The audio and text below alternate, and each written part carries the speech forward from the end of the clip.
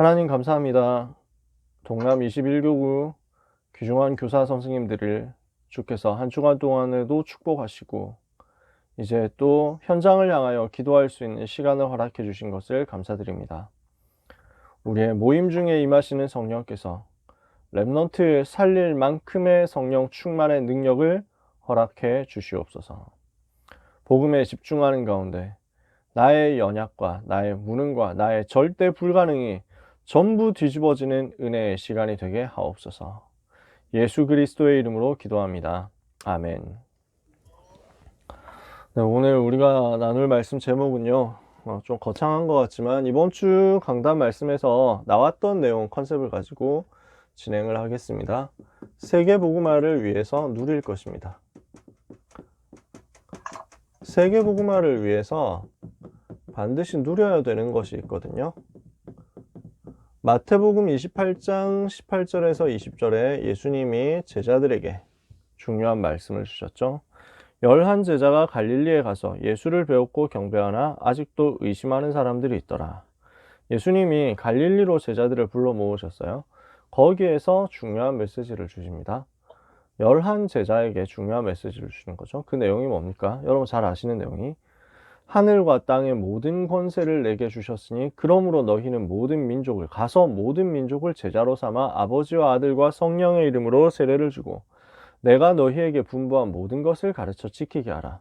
볼지어다 내가 세상 끝날까지 너희와 항상 함께 있으리라. 여기에 들어있는 것이 이번 주에 나왔었던 세 가지 단어입니다. 복음화, 보좌화, 시대 서밋화입니다. 화라는 땡땡라이제이션이라는 말을 좀 함부로 붙이기는 아무데나 갖다 붙이기는 좀 어렵습니다만 이번에 나온 세 가지 단어는 적용할 만한 부분들이 참 많습니다. 그래서 세계복음화를 위해서 이 세 가지는 우리가 다 같이 누려야 되겠습니다. 지난번에도 한번 그런 얘기를 한 적이 있습니다만 237 다민족을 살리기 위해서 어떻게 해야 되겠냐, 237 나라 다민족을 살려야 되겠고 특히 빈 곳을 살려야 되겠는데 어떻게 살려야 되겠습니까? 지난번에도 간단하게 말씀드렸었는데요. 우리는 가는 전도 운동을 해야 되겠습니다. 복음 들고 직접 들어가야 되겠죠. 파고 들어가야 되겠습니다. 그런데 이거를 우리가 다 할 시간이 없단 말이에요. 5,000개 종족이 있는데 그 5,000 종족을 다 파고들 시간이 없단 말이죠. 그래서 지난번에 아마 여러분하고 얘기 나눴던 것 같은데요. 그래서 학자에 따라서 7,000 종족 이렇게 보는 사람도 있고요. 자, 그 현장을 다 들어가려고 하니까 시간 너무 없고, 아니 237나라만 들어가려고 해도 시간이 없잖아요. 우리는 23개 나라만 해도 들어가기 힘든데요. 가는 전도를 해야 되지만 시간에 한계가 많습니다. 간다고 해가지고 진짜 빈 곳을 들어갈 수 있느냐? 그럴 시간도 거의 없어요. 들어가도 할 게 없어요. 왜냐하면 말이 안 통하니까요. 그래서 뭘 해야 되느냐, 여기에서 제자들을 불러가지고 모아서 훈련시켜서 제자로 세우는 것이 중요합니다. 부르는 전도. 여기에서 또 통하게 되는 것이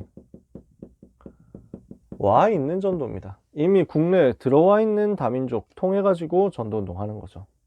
이미 237 나라가 우리 곁에 와 있기 때문에 여기를 가지고 들어가서 파고드는 것이죠. 세 번째, 그래서 우리는 뭘 합니까? 여기에 불러가지고 훈련시켜서, 또는 와 있는 사람들을 불러서 훈련시켜서 현장으로 재파송하는 것입니다. 보내는 전도를 하는 거죠. 그래서 우리는 237 다민족들에게 자기 현장으로 들어가서 자기 나라 빈 곳을 살릴 수 있도록 정확한 메시지와 방향을 전달해 줘야 되겠습니다. 237 나라 빈 곳 중에는요, 사실상 예를 들어서 좀 가난한 나라 많잖아요. 한국보다 못 사는 나라가 참 많죠. 그러니까 이런 나라로 들어가야 되는데 진짜 제자가 아니면은 한국에서 대접받는 걸 더 좋아할 수도 있습니다. 근데 진짜 제자라면 자기 나라, 자기 현장, 자기 종족, 여기에 눈을 뜨게 돼 있습니다. 이것을 두고 알려줘야 되겠죠. 무조건 다 보내야 되느냐? 그렇지도 않습니다. 그래서 류 목사님 같은 경우는 우리 이제 모리스 목사님 영국으로 가셨지만 되게 아쉬워하셨어요. 한국에 남겨가지고 훈련시킬 수 있는 제자로 세웠어야 되는데, 뭐 이런 생각들을 하시더라고요. 그래서 사도하라 목사님 같은 경우는, 이제 일본으로 돌아가고 싶어 하시는 마음이 많으신 것 같은데, 그럼에도 불구하고 류 목사님을 꽉 붙잡아 두고 계세요. 한국에서 한국 사람들을 훈련시키는 일까지 사도하라 쇼고 목사님께서 하고 계시잖아요. 또 그만큼 진짜 전도운동 일으키고 계시니까요. 그래서 모든 사람을 다 돌려보내야 되냐, 뭐 그런 말도 아닙니다. 근데 진짜 우리가 237 나라 다민족과 빈 곳을 살리려고 하면은 보낼 수 있는 사람을 찾아가지고 확보해서 계속 투입하는 겁니다. 그러면 뭘 해야 되냐면요. 그래서 예를 들어서 류 목사님의 마음을 제가 뭐 다 알지는 못합니다. 뭐 어떻게 생각하고 계신지 저는 잘 모릅니다. 근데 그냥 제가 느끼는 바를 제가 느끼는 바를 예를 들어서 설명하면, 우리 사도하라 목사님 같은 분들이 지금 들어왔잖아요. 들어오셔가지고 본격적으로 한국말 배워서 훈련을 받으시고 이제는 한국어로 메시지 하시는 정도까지 됐잖아요. 일본 전도자인데 한국 사람에게 한국말로 메시지 전달해가지고 미션 전달하고 은혜 받게 만들고 충격받게 만들고, 이런 일이 사실 보통 일이 아니잖아요. 그러면은 이분을 통해 가지고 일본 살릴 제자들을 자꾸 불러들여서 우린 사도하라 목사님 통해 가지고 계속 훈련 받아서 자기 나라로 돌아가도록, 일본으로 돌아가도록 이렇게 하도록 하는 게 류 목사님 계획이 아니겠냐, 이런 생각 저는 가끔 합니다. 아무튼 간에 우리는 이런 부분을 가지고 신경을 계속 써야 되거든요. 그러면 이 사람들에게 불러가지고 무엇을 가르쳐서 보낼 것이냐입니다. 영적인 힘을 가지고 성경 66권에 나타난 전도운동 체험하도록 만들어줘야 됩니다. 반드시 영적 힘을 가지고 누릴 수 있도록, 그래서 영적인 힘을 가지고 성경적 전도운동을 제대로 정리하고 체험할 수 있도록. 왜냐? 그래야 이 운동이 한 시대의 운동으로 끝나지 않습니다. 내가 있는 곳에서 영적인 힘 얻어가지고 성경적인 전도운동 할 수 있어야 이 운동이 한 시대를 넘어서 지속되는 운동이 됩니다. 안 그러면 일시적 운동이 되고 끝난단 말이에요. 어떤 특정한 개인의 역량에 따른 운동이 되어버리면은 이거는 실패합니다. 우리 다락방 전도운동은 유광수 목사님이 없으면은 안 돌아가는 운동 된다, 이러면은 그거는 세계복음하고 안 맞죠. 누가 류 목사님 대신이 되겠냐, 누가 류 목사님 후계자가 되겠냐, 이런 거 가지고 고민하는 분들이 좀 있는 것 같은데, 전에 김대은 목사님이 그런 말씀을 하셨는데 저는 완전히 맞다고 생각합니다. 제2의 류광수는 나오지도 않을 것이고 나올 필요도 없다, 저는 확신합니다. 왜냐하면은 류 목사님 통해 가지고 하나님은 메시지 다 쏟아내실 거거든요.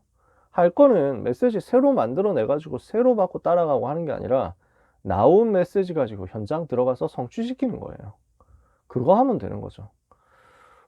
만약에 류 목사님 안 계시면 우리 운동 문 닫는다, 이러면 이 운동은 세계복음화 하는 운동하고 안 맞는 겁니다. 하나님의 계획하고 안 맞는 거예요. 이해가 되시나요? 그러니까 지금까지 있었던 운동들이 다 그랬다니까요. 웨슬레가 없어지니까 웨슬레 운동 문 닫잖아요. 무디가 또 이제 천국하고 나니까 무디 운동 많이 이제 더 후대로 이어지지 못하고 끝나잖아요. 그 한국에만 해도 지금 조용기 목사님 같은 분이 나름대로 전도 운동 하셨던 분인데, 나름대로. 근데 조용기 목사님 연세 들어가지고 이제 막 거의 활동하기 힘든데 제자가 제대로 된 제자가 없는 겁니다. 지속을 못 하는 거죠. 어떤 슈퍼스타 개인이 나와가지고 이 사람 중심으로 뭔가 운동이 일어났다? 그러면은 이건 한 시대 운동되고 끝나요. 우리는 그것 말고 초대교회에서 했던 전도운동 하자라는 것입니다. 왜? 그래야 지속하는 세계운동, 그래서 지속해서 세계 살리는 운동이 되기 때문에, 끝까지 세계를 살리는 운동이 되기 때문에, 그래서 후대와 미래를 향해서 주님 재림하실 그때까지 끝까지 가는 것이다. 237 나라 살릴 때까지. 이것을 두고 우리는 기도하면서 누려야 되겠습니다. 무엇을 진짜 제자들에게 잘 가르쳐야 되겠냐, 이거 할 수 있도록 가르쳐야 된다는 거예요. 그래서 세 가지입니다. 첫 번째는 복음화입니다. 길게 제가 설명을 드릴 시간은 없고요. 간단하게 말씀드리면, 예수님이 제자들에게 무엇을 하셨냐, 예수님이 제자들을 불러가지고 무엇을 하게 하셨냐, 이것만 봐도 그림이 그려집니다. 복음화라는 말이 도대체 무슨 말이냐. 성경 구절 많이 있는데 다는 못 쓸 것 같아요. 마가복음 3장 13절에서 15절에 주님이 제자들을 불러가지고 무엇을 하게 했습니까? 자기와 함께 있게 하시고 또 보내사 전도도 하며 귀신을 내쫓는 권세도 가지게 하셨다. 함께 있는 거예요. 주님과 함께 하는 것을 누리는 거예요. 이게 복음 체험하는 거죠. 복음을 정말 사실로 내가 체험하는 거죠. 그러니까 또 보내서 전도도 되어지고 귀신을 내쫓는 권세도 나오고요. 이 부분을 현장에서 하도록 만들었어요. 현장에서 직접 경험하도록 만든 겁니다. 마태복음 10장 1절에서 42절. 중요한 현장으로 파송해가지고 현장에서 이 부분을 실제 체험하도록 만들었어요. 근데 목표는 이 체험을 가지고 대단한 역사를 일으키는 게 아니라 예수님이 그리스도라는 사실을 깨닫고 고백하게 하는 데 있었어요. 주님의 의도와 관심은 어디에 있냐면 주는 그리스도시요 살아계신 하나님의 아들이십니다. 이 고백하라고 하는 것이에요. 이게 복음화거든요. 복음을 아는데 처음부터 복음을 주셨는데 이 복음이 나의 복음으로 고백되어서 나오는 게 중요합니다. 내 삶에서 주는 그리스도시요 살아계신 하나님의 아들이십니다 라고 하는 이 고백이 터져버려야 돼요. 내가 뭘 이제 배워서 외워서 하는 고백이 아니라 그 단계도 필요한데 그 단계를 넘어서 가지고 탄식과 함께 감탄과 함께 정말 예수가 그리스도구나 이렇게 툭 튀어나온단 말이에요. 나도 모르게 이렇게 튀어나옵니다. 주는 그리스도시요 살아계신 하나님의 아들이십니다. 이거 하나에 눈물이 뚝뚝 떨어질 만큼 꼭 울어야 된다는 말은 아닌데 이게 온다는 거죠.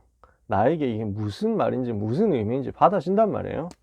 이것을 두고 마태복음 17장 1절에서 8절 오직 예수가 되도록. 그래서 이 부분이 완전 다시 체험되잖아요. 요한복음 19장 30절 갈보리산에서 체험된단 말이에요. 주님이 십자가 지시고 죽으신 이것이 나를 위한 것이었고 나의 모든 문제 끝낸 것이었구나. 제자들이 이거 다 보도록 만들었어요. 복음을 알고 복음을 체험하고 복음에 대해서 완전히 인생의 답을 내게 되는 그 과정이죠. 예수님이 이것을 보여주신 거예요. 그래서 복음이 아니라 복음화다라고 류 목사님 메시지 때 얘기하신 거죠. 복음이 아니라 복음화다. 주님이 복음을 깨닫게 만들어가는 과정이에요. 주님의 관심은 제자들이 복음을 복음화되도록 누리게 하는 데 있었다니까요.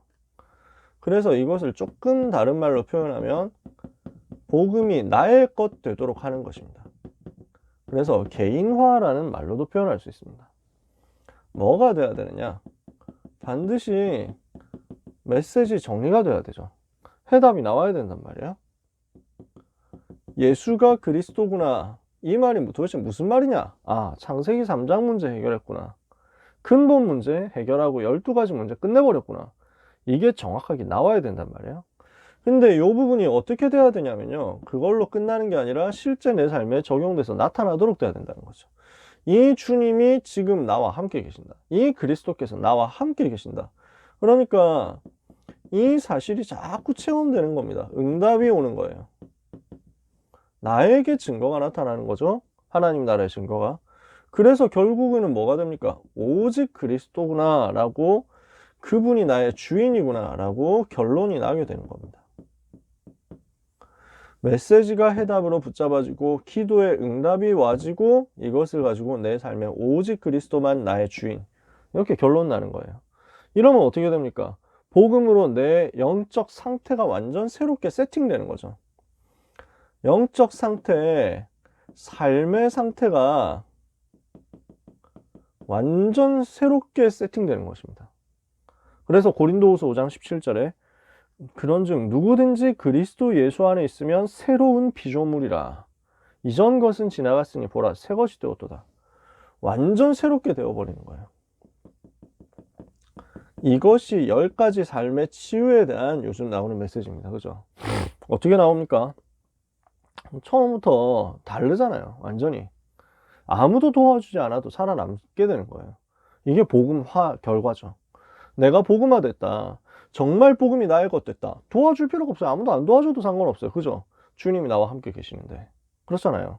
그러니까 어디를 가든지 영적 사실을 보게 되죠. 어디를 가든지 반대 것을 볼 수, 아무도 못 보는 반대 것을 볼 수 있게 되죠. 그러니까 이것을 가지고 살리는 자가 되죠. 위기 속으로 들어갈 수 있죠. 아무도 안 들어가려고 하잖아요. 근데 복음 가진 사람을 보면 이쪽으로 들어가서 살릴 수 있거든요. 위기 속으로 들어가죠. 싸우지 않고 승리하죠. 불신자들은 싸우는데 우리는 싸우지 않고 승리해요. 이것을 가지고 모든 사람을 다 살려낼 수 있도록 반대로 보면서 거기서 살리러 들어가는 것입니다. 그죠? 이렇게 해가지고 어떻게 합니까? 이제 노바디의 응답, 노바디 황무지 현장 들어갈 수 있게 되는 것입니다. 경쟁 없는 곳으로 들어갈 수 있게 되는 것입니다. 영적 서밋으로 딱 가버리는 거예요. 이래서 하나님의 절대를 이룬다. 자, 10가지는 뭐 외운다 뭐 이런 것보다도 상태란 말이에요. 내가 복음화 되었다라고 하는 것은 내 삶의 상태, 내 영적인 상태가 완전 새롭게 됐다는 것입니다. 기존에 알던 거하고 완전히 달라지도록 다 뒤집어져서 세팅이 새로 되잖아요. 그죠? 이 부분을 우리가 누리고 또 전달해 줘야 됩니다. 두 번째, 그러면 그때 되어지는 것이 보좌화다. 사실 뭐 문법적으로 따지면 이게 맞는 표현이냐 솔직히 저는 잘 모르겠습니다. 근데 류 목사님 말씀하시려는 의도는 되게 이해가 돼요. 하늘 보좌의 비밀이 나의 것 되도록 만들어라. 복음이 나의 것 되도록 만들어야 되니까 복음화. 보좌의 비밀이 이제 나의 것 돼야 된단 말이에요. 그래서 우리 주님이 제자들에게 중요한 배경을 주셨습니다. 주님이 제자들에게 주신 배경이 나오는데요. 마가복음 3장 15절에 귀신을 내어 쫓는 권세를 주시죠. 누가복음 10장 19절에 뱀과 전갈을 밟고 원수의 모든 능력을 제어할 권능을 주시죠. 마태복음 28장에 보니까 18절 19절에 하늘과 땅의 모든 권세를 내게 주셨으니 이랬잖아요. 하늘의 권세, 땅의 권세 있단 말이에요. 마가복음 16장 15절에서 20절에 온 천하에 다니며 만민에게 복음을 전파하라. 믿고 세례를 받는 사람은 구원을 받을 것이고 믿지 않는 사람은 정죄를 받으리라 하면서 중요한 얘기가 나오잖아요. 믿는 자들이 이런 표적이 따르니 곧 저희가 내 이름으로 귀신을 쫓아내며 새 방언을 말하며 뱀을 집어 올리며 무슨 독을 마실지라도 해를 받지 아니하며 병든 자들에게 손을 얹으면 낫게 될 것이다. 그러니까 이게 보좌의 능력의 배경이란 말이에요. 그러면서 19절에서 20절에 또 중요한 얘기 하잖아요. 주 예수께서 이 말씀을 마치신 후에 하늘로 올리우사 보좌에 앉으시니라. 제자들이 나가 두루 전파할세 주께서 그 따르는 표적으로 친히 자기 말씀을 증거하셨다. 자기 은혜의 말씀을 친히 확실히 증거하시니라. 그래서 마가복음 16장이 이렇게 끝나잖아요. 뭐냐? 보좌의 배경을 가지고 현장에 있는 전도자와 지금 함께 계시는 것이다. 이 부분을 누리는 거죠. 그럼 이걸 어떻게 누릴 수 있습니까? 기도로 누리는 겁니다. 그래서 우리는 뭘 해야 되냐? 보좌의 비밀을 누릴 수 있도록 내 현장에서 기도가 되어지는 단계를 찾아내야 되죠. 어떻게 기도가 되어지느냐? 이것을 가지고 5가지 단계 말씀하셨잖아요. 그래서 문제를 가지고 하나님 앞에 나가라. 그 문제, 이제는 문제 필요 없이 하나님께만 집중해라. 두 번째. 그럼 세 번째. 이러니까 하나님이 주시는 기도 제목이 나오고, 네 번째 24가 나오고, 다섯 번째 25 영원이 나온다. 5가지 단계잖아요. 그러면은 요 5단계를 가지고 누리고 있으면 이게 나의 실제 영적인 힘이 되는 것입니다. 나에게 실제로 영적인 힘이 딱 드러난단 말이에요. 그러니까 어떻게 나옵니까? 영력, 지력, 체력, 경제력, 인력 5가지 힘이 나오는 거죠. 이 힘을 가지고 있으니까 뭐가 어떻게 되냐면 내가 지금 내 현장에 있는데 가만히 있는데 근데 사실은 보좌와 연결되어 버리잖아요. 어떻게 됩니까? 성령의 역사, 천사의 동원, 사단의 결박 이런 일이 벌어지는 거예요. 그러면서 보좌와 연결되고 있으니까 이것을 가지고 나는 가만히 앉아서 기도하는 것 같은데 전 세계를 뒤집는 것입니다. 전 세계를 흔들어 버리는 거예요. 하늘과 땅과 바다와 만국을 진동시키는 것. 이게 딱 온단 말이죠. 그림이 그려지시나요? 이게 보좌화예요. 우리에게 복음을 주셨잖아요. 그 복음을 나의 것으로 만드는 과정이 필요하다. 복음화. 나에게 보좌의 배경이 있거든요. 주님이 특별히 이 부분에 대해서 집중적으로 강조를 많이 하셨단 말이에요. 이것이 기도로서 나에게 실제 누려져서 실제 나의 영적인 힘이 되도록 만드는 거죠. 보좌화. 그러면은 이 힘 가지고 있으니까 서밋으로 갈 수 있게 되는 거죠. 그래서 세 번째, 시대 서밋화. 서밋이 된다는 말이잖아요. 그것도 그냥 서밋이 아니라 한 시대를 움직이는 서밋이다. 대충 공부 잘해가지고 대학 조금 잘 간다. 이게 서밋입니까? 하나님이 이걸 찾으십니까? 그런 말이 아니에요. 그럴 것 같으면 저 서울대학에 있는 사람들이 다 시대 뒤집게요? 안 그렇잖아요. 근데 우리는 주로 랩런트들한테 그런 식으로 한다니까요. 우리 애가 어떻게 하면 뭐 자기소개서 잘 쓰고, 어떻게 하면 스펙 잘 쌓아 올려가지고, 어떻게 하면 저희 인서울에 나름대로 그 네임밸류 있는 대학에 들어갈까? 겨우 이 정도 수준이라니까요. 뭐 나쁘다는 말이 아닙니다. 뭐 서울의 중위권 대학 들어가는 것만 해도, 인서울의 중위권 대학 들어가는 것만 해도 대단한 일이잖아요. 대단한 성과거든요. 아유, 그 정도면 잘했지 뭐. 이렇게 보통 생각한다니까요. 근데 우리의 목표는 그게 아니에요. 벌어서 먹고 살 수 있도록 그냥 어느 정도 취업 잘 할 수 있는 대학에 보내자. 이게 목표가 아니라 시대의 흐름을 바꿔야 되잖아요, 우리는.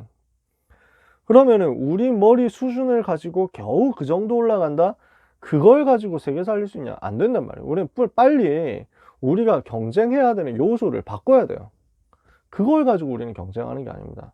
그걸 가지고 우리는 맞붙어 싸우는 게 아닙니다. 우리는 다른 걸로 가는 거예요.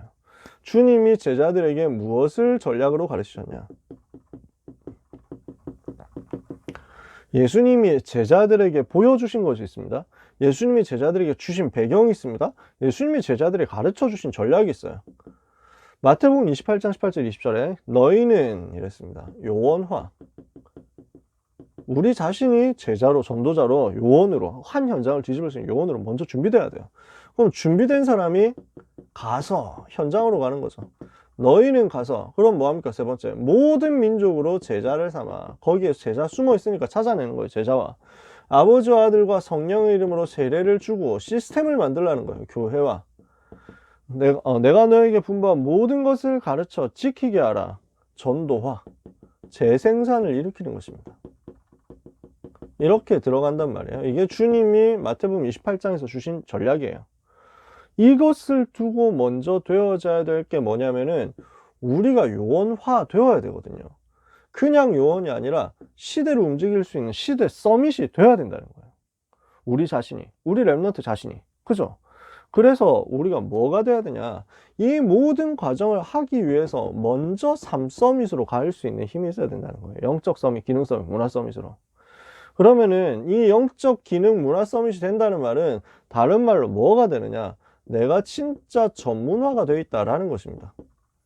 복음 안에 있으니까 하나님이 주신 영적인 힘을 얻어가지고 내 기능에서 전문화가 나오더라.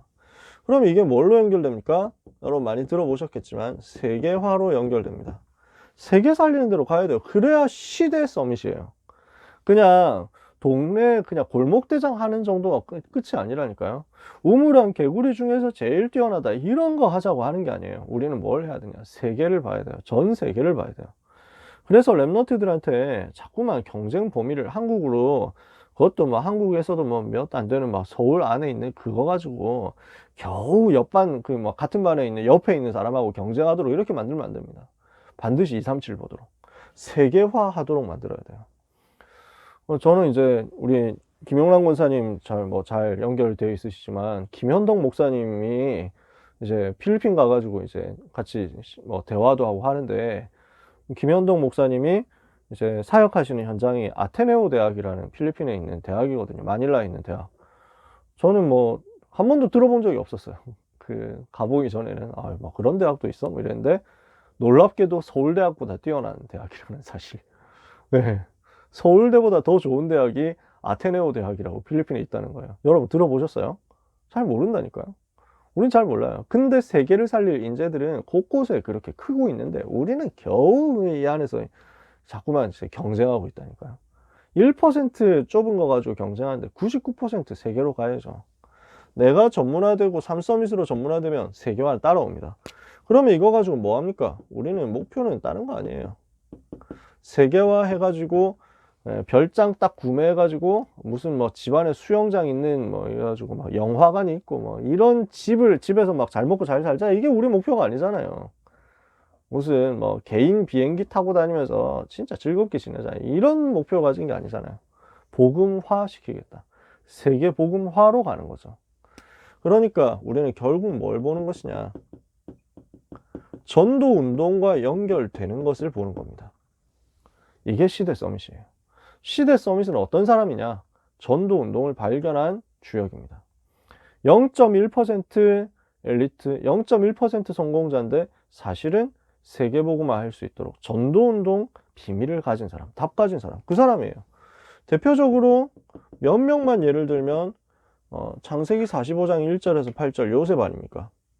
그러니까 이 사람이 시대 서밋으로 갔는데 그림은 뭐냐면은 형들을 살리고 가문을 살리고 전 세계를 애굽 중심으로 해가지고 살리는 거죠. 전도운동 때문에 하나님이 이 사람을 여기로 보냈다니까요. 다니엘 같은 사람입니다. 다니엘 12장 1절에 3절. 그러니까 다니엘이 주님이 이제 메시지 주잖아요. 다니엘에게 많은 사람을 옳은 대로 돌아오게 하니는 하늘의 별과 같이 빛나리라. 이거거든요. 전도운동으로 연결되는 게 시대 서밋이에요. 바울 아닙니까? 신약성경의 대표적인 인물이 사도행전 9장 15절. 이방인과 임금들과 이스라엘 자손들에게 내 이름 증거하기 위하여 택한 나의 그릇이다. 이거 알고 19장 21절 로마를 봐버렸잖아요. 이 사람에게 하나님은 가이사를 맡기고 로마를 맡기고 전 세계를 맡기는 거죠. 이게 시대 서밋. 우리가 렘넌트를 뭘로 세워야 되냐? 시대 서밋으로. 우리가 렘넌트를 내신 등급 겨우 한 2등급, 3등급 안으로 쫙 맞춰가지고 그래도 밥 벌어먹고 살 수 있는 대학으로 보내는 게 목표가 아니라는 것입니다. 그죠? 우리 렘넌트에게 시대 서밋. 거창하잖아요. 내 힘으로 합니까? 보좌의 능력으로. 내가 할 건 뭡니까? 복음화. 이해가 되시죠? 이게 이번 주에 나온 중요한 단어들이란 말이에요. 그렇다면 우리는 결론에서 렘넌트와 함께 무엇을 갖춰야 되겠냐? 세 가지를 좀 갖춰야 되겠습니다. 첫 번째는 컨셉을 갖춰야 되겠습니다. 컨셉트라고 썼는데 읽는 거는 영어식으로 컨셉 이렇게 읽으면 되잖아요. 뭐가 발음 표기법인지 잘 모르겠어 가지고 그냥 컨셉트라고 씁니다. 자, 이건 뭐냐면요. 컨셉이나 개념이 잡혀야 된다는 거예요. 개념이. 내가 무엇을 위해서 서밋돼야 되느냐? 개념 잡혀야 돼요. 어떻게 세계복음화 구체적으로 할 것이냐? 개념 잡혀야 돼요. 컨셉부터 잡혀야 돼요. 그러니까 렘넌트에게 있어서 하나님이 주시는 절대 목표가 나와 있어야 됩니다. 그리고 하나님이 주시는 그 목표를 이룰 절대 방법, 하나님의 방법이 찾아져야 됩니다. 세계복음화라는 절대 목표와 이것을 위한 성경적 전도 전략이라는 절대 방법이 컨셉으로 렘넌트에게 먼저 잡혀 있어야 돼요. 그러면 두 번째 컨텐츠가 나오는 거죠. 이 컨셉이 나와 있어야 컨텐츠가 되는 겁니다. 뭐냐? 세계복음화라는 컨셉을 위해서 하나님이 나에게 감당할 수 있는 컨텐츠 내용을 주신단 말이에요. 그래서 이거는 어디로 갑니까? 오직 유일성의 컨텐츠가 되는 겁니다. 내가 오직 하고 있으면 하나님이 유일성의 컨텐츠가 나와요. 나만이 할 수 있는 컨텐츠를 주시는 거죠. 그러면은 재창조할 수 있는 컨텐츠가 나옵니다. 이게 나의 작품이 되는 것입니다. 렘넌트에게 이거 만들도록 도와줘야 되거든요. 그러니까 다락방 하는데 우리 렘넌트 중에는 벌써 고등부 렘넌트 중에는 미국 대학 유학 가려고 하는 친구들도 있어요. 이 친구들이 하는 얘기가 뭐냐면 이제 한국에서 대학 가는 것은 공부만 열심히 하면 되는데 미국 대학 가는 건 너무 쉽지 않다. 왜냐? 이게 잡혀 있어야 되는 거야. 컨셉. 내가 이 대학 가는 이유가 무엇이며 이 대학 나와가지고 무엇을 할 것이다 라는 것에 대한 컨셉이 나와 있어야 된다는 거예요. 이걸 가지고 나의 컨텐츠를 이미 만들고 들어가야 된다는 것이. 이게 미국 대학이거든. 그러니까 공부만 잘해서 되는 게 아니라 내가 학창시절부터 예를 들어서 내가 그냥 경제를 공부한다. 그냥 경제학 공부해서 펀드 매니저 해가지고 잘 먹고 잘 살아야지 이런 정도 되면 바로 탈락되는 거예요. 내가 경제학을 한다고 했을 때 이것을 가지고 전 세계를 위해서 어떻게 기여하고 공헌할 것인가에 대한 컨셉을 미리 잡는 거예요. 대학 들어가기 전에 이것을 두고 내가 연구하면서 이 경제 운동을 두고 나는 지금부터 이런 활동을 하고 있고 이런 작품을 만들고 있다라는 걸 포트폴리오로 보여줘야 된다는 거죠. 미국에서 앞서가는 대학들이 다 그렇게 한다는 거죠, 이미. 그렇겠죠. 당연히 그럴 만하죠. 그래서 우리는 세계복음화를 위한 컨셉, 세계복음화를 위한 컨텐츠. 이러면요, 플랫폼은요, 하나님이 주시게 되어 있습니다. 컨텐츠 있는 사람한테는 플랫폼은 아무것도 아니에요. 모든 현장에 플랫폼은 널려 있습니다. 시설을 비롯한 모든 것을 하나님이 연결시키실 거예요. 우리는 뭐 해야 되냐? 이거 가지고 237하고 치유하고 서밋 해야 되거든요.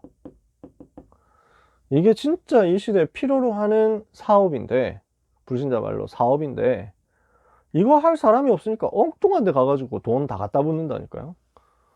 그 플랫폼 널렸는데 그 플랫폼에서 다 그런 것만 갖다 쓴다니까요. 뭐하고 앉았냐면 지난주 이번 주에 큰 사건이 하나 벌어졌는데 뭐 대단한 사건이라기보다는 이제 그 유명한 사람에 대해서 공격하는 사건이 벌어졌어요. 누구냐 여러분 들어보셨나요? 해민이라는 승려가 있어요. 해민 스님 뭐 이래가지고 우리는 주로 막 스라고 부르잖아요. 그분들을 물론 존중해야 되는데 스님이라고 존중해야 되는데 그래가지고 그냥 이제 근데 사실 우리도 뭐 밖에 나가면 이제 땡땡땡 목사님 뭐 이렇게 안 부르잖아요. 목사라고 부르지 밖에서 언론에서. 그러니까 이렇게 불공평하게 한다니까. 그분들은 님자 붙이고 당연히 기본적으로 붙이고 우리한테는 님 안 붙이고 뭐 이러는데 똑같이 붙이든지 똑같이 떼든지 뭐 아무튼 뭐 그런 거 가지고 우리가 뭐 싸우자는 건 아니고요. 근데 불신자 세계에서 이게 이 사람을 공격하는 일이 벌어진 거예요. 저는 뭐 전혀 관심 없었거든요. 불교 그런데 우리가 뭐 신경 쓸 시간이 어디 있습니까? 뭐 말씀 듣기도 바쁜데 유 목사의 메시지도 다 못 듣는데 뭐 그런 사람들 나와가지고 뭐 특강하고 강연하고 이런 거 뭐 언제 그런 거 다 뭐 참고합니까? 뭐 관심도 없는데. 근데 불신자 세계에서는 그런 거 되게 많이 좋아하고 따라가고 막 유명한 사람들 전부 거기 가가지고 막 한 말씀 듣고 이러면서 뭐 한다냐? 힐링한다고 합니다. 치유한다고. 이 연예인들 있죠. 스포츠 스타들 있죠. 이런 사람들이 돈을 어마어마하게 벌잖아요. 근데 시달리거든요. 병들었거든요. 이러니까 괴로운데 이 괴로운 것을 해결해주는 시대적인 멘토 이래가지고 해민 뭐 이렇게 해가지고 제가 스라고 계속 발음을 하는 거는 불신자들이 얘기한 내용입니다. 이거는 완전 스인데 이러면서 막 해민스 뭐 이래가지고 그래가지고 여러 가지 이번 주에 웃기는 일 많았습니다. 이 사람이 얼마나 돈을 많이 밝혔는가. TV에 나왔는데 이 사람 사는 집이 나온 거예요. 무슨 중이 아침에 딱 느지막히 일어나가지고 모닝커피 쓱 마시면서요. 딱 창문 여니까 3층짜리 집이네. 단독주택인데 뭐 3층인가 하여튼 된대요. 남산이 딱 바라다 보이는 집에서. 이래가지고 무슨 막 명상한다면서 하고 있는데 이래서 막 명상하는 내용을 트위터로 싸제끼고 인스타그램 싸제끼고 이러면서 막 SNS로 하면 그것도 다 좋다고 퍼가고요. 별 시덥잖은 말 가지고 욕심 버려라 멈출 때 비로소 보이는 것 뭐 이런 소리 하고 있는데 영적 문제 해결됩니까? 안 되잖아요. 근데 그냥 좀 포장 그럴듯하게 한다고 사람들 다 속는다니까요. 이래서 거기에 돈을 갖다 바치는데 무슨 마음치유 학교 뭐 이런 걸 만들었대. 이거 해가지고 자기가 돈을 얼마나 받아 드시는지 뭐 이런 얘기 다 하다가 시간 다 가니까요. 지금 1분밖에 안 남았는데. 그래서 하여튼 불교하고도 상관없는 것들을 막 한다는 거예요. 이제는 막 템플스테이 이런 거를 하는 건 물론이고 일본 불매운동 하는 그 틈을 타가지고 일본에 힐링 캠프 간다 일어난 다음에 비행기 값은 엄청 비싸게 받아가지고 드시고 뭐 이런 것들까지 다 들켰어요. 그러면서 진짜 웃긴 건 뭐냐면 무슨 전생 체험 시켜준다 뭐 타로 점치게 해준다 뭐 이런 것까지 하고 앉았는 거예요. 그래서 돈 엄청 벌어가지고 참 웃기는 일이죠. 거기에 플랫폼들이 다 몰려가가지고 방송에서 뭐 와서 특강해 주십시오 뭐 이러고 유튜브 뭐 모든 데서 다 와가지고 해달라고. 그래서 뭐 인터넷 인스타그램 뭐 유튜브 뭐 해가지고 또 뭐 시설 이런 것들 해가지고 전부 뭐 가지고 쓰잖아요. 실제 치유도 못 해주는 사람이 이걸 다 가지고 있단 말이에요. 얼마나 안타까운 일입니까? 우리가 뭐 그런 분들을 욕하자 뭐 이런 얘기를 하는 게 아니잖아요. 진짜 병든 세계를 살릴 수 있는 진짜 컨텐츠를 하나님이 우리에게 주셨잖아요. 그게 복음이거든요. 그래서 오직 복음이라는 진짜 컨텐츠를 가지고 우리가 정말 컨셉 가지고 있으면 하나님 우리에게 플랫폼 회복시키실 수밖에 없다. 이것을 여러분이 약속으로 붙잡고 믿음으로 누리게 되시기를 축복합니다.